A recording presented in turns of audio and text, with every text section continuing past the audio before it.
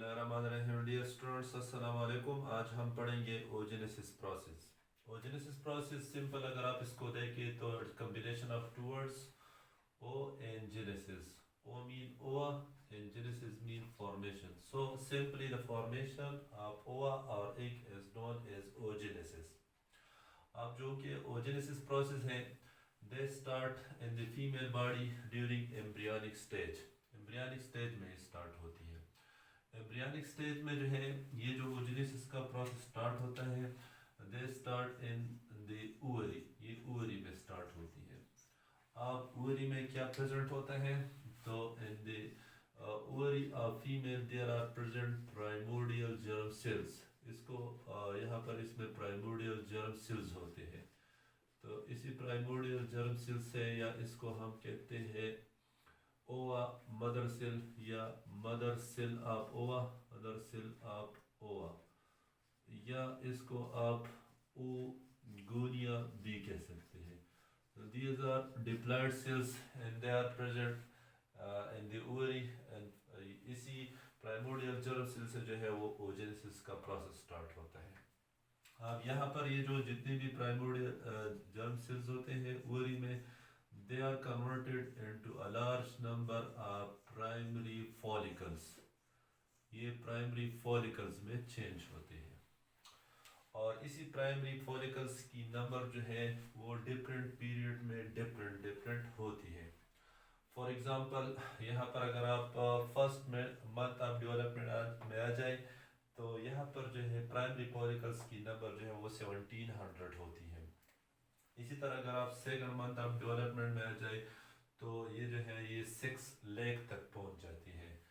अगर आप इसको फिफ्थ मंथ में देखें, तो फिफ्थ मंथ ऑफ डेवलपमेंट यहाँ पर इसकी नंबर जो है वो 7 मिलियन तक पहुंच जाती है। अब यहाँ पर इसके बाद जो है एक प्रोसेस स्टार्ट होती है, इसको हम कहते हैं एट्रेसिया।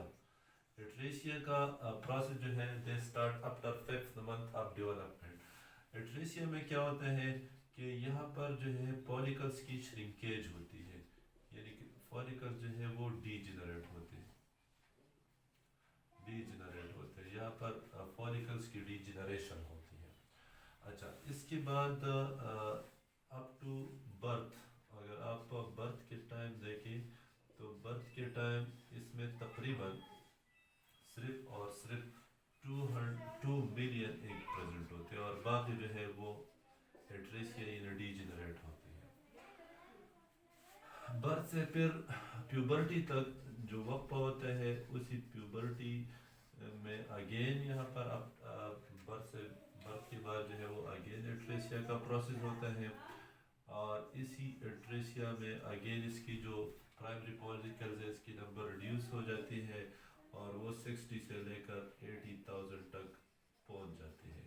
तो मतलब ये है कि at the time of puberty female ovary में सिर्फ 60 to 80,000 एक प्रेजेंट होते हैं, बाकी जो है वो श्रिंक हो जाते हैं या एट्रेसिया उसकी हो जाती है।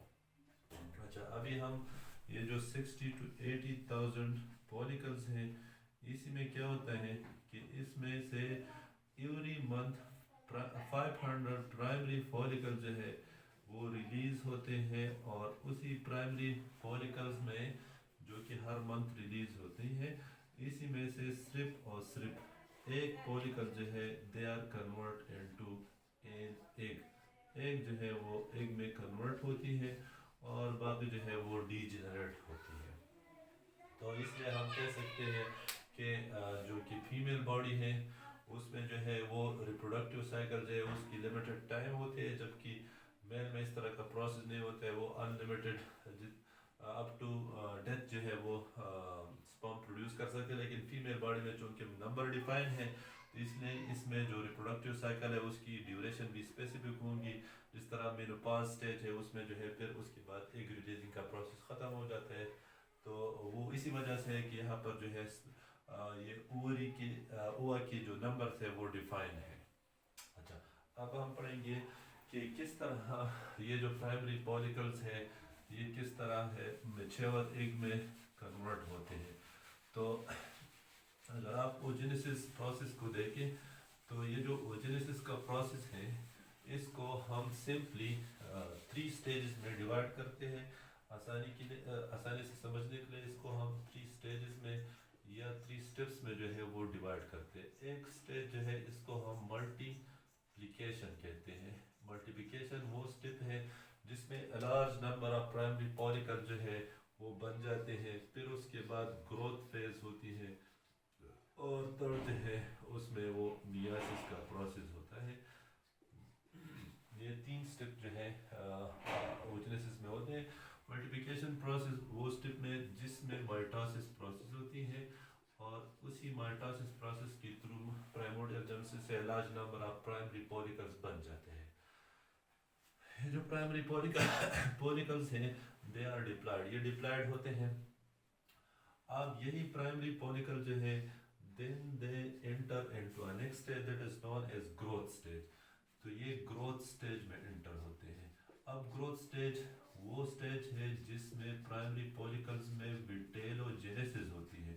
وٹیلوجینیسس وہ پروسیس ہے جہاں پر یوک کی ایکومولیشن ہوتی ہے.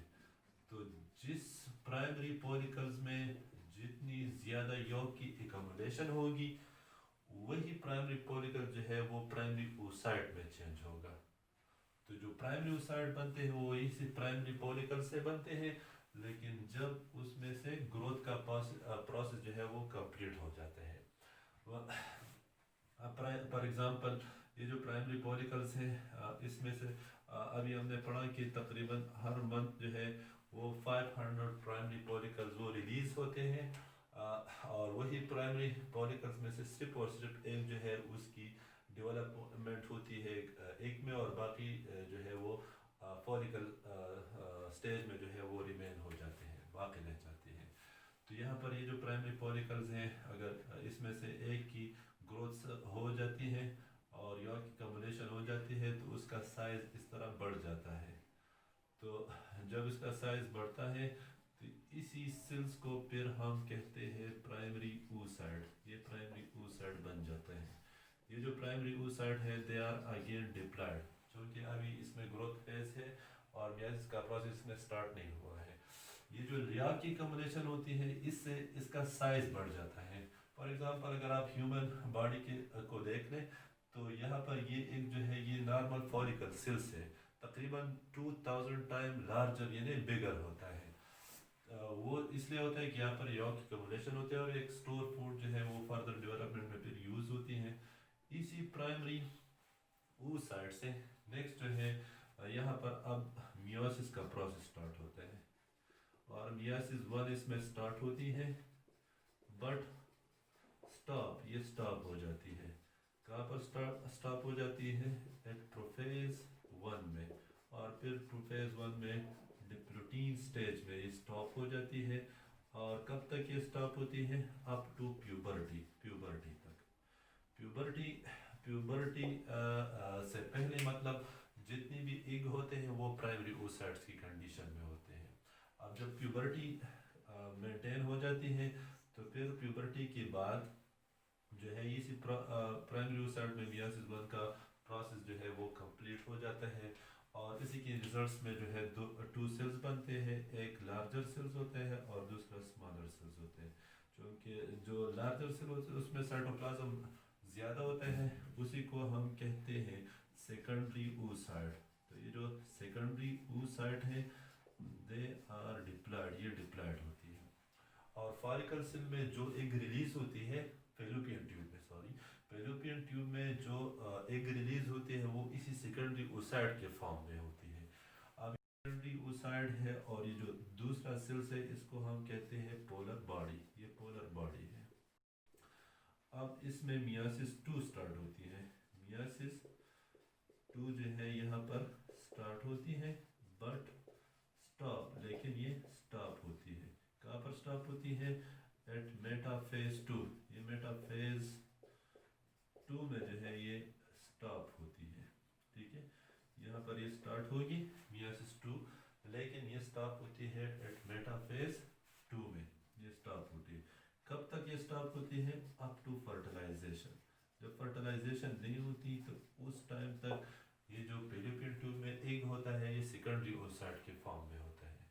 अब जब फर्टिलाइजेशन अगर होती है तो फिर उसी सेल से जो है दो मियासिस 2 कंप्लीट होगी और इसमें से ये जो सेल है एक लार्जर सेल बनेगा और दूसरा स्मॉलर सेल और इससे भी ये 2 सेल बनते हैं।